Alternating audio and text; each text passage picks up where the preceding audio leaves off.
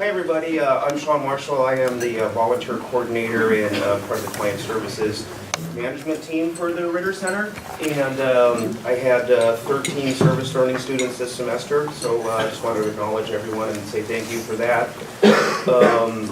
And Jordan, thank you for presenting. For those of you who don't know the Ritter Center, we are a community kind of safety net, and the service learning students work in our pantry.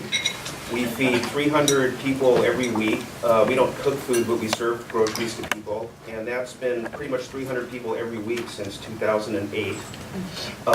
We also have a free medical clinic, case management services for financial assistance.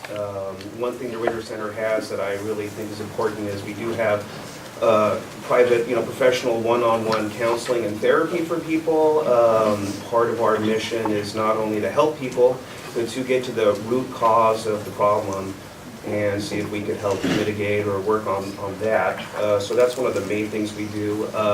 We also are a hub for substance abuse counseling. We have 2 AA meetings there a week, and we put a lot of people in sober living and also in detox and counseling around getting people back on their feet. So we are really kind of a catch-all kind of end of the line for folks that may not have any family or financial support around them, so therefore we are sort of the safety net, kind of the last place that you can go.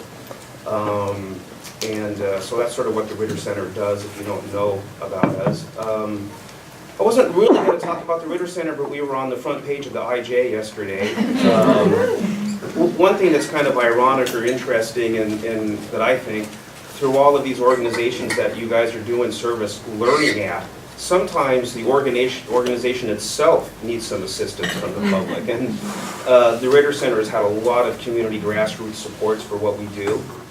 We are also sometimes a controversial place because some people in the neighborhood think that maybe we attract or bring people here because of these services. As a result of that, some people in the city as well have been trying to get us to move our location from central San Rafael to another place where we're not as visible. And this is kind of a polarizing event because so many people who support us want us to stay right next to the bus transit where people can get to us. Then on the other hand, some people feel that we have outgrown that location and maybe sometimes there is a difficult or unpleasant element that kind of comes with what we do in working in community mental health. But anyway, in the next year, if you follow our story, we'll be in the paper a lot as they try to move us from this location.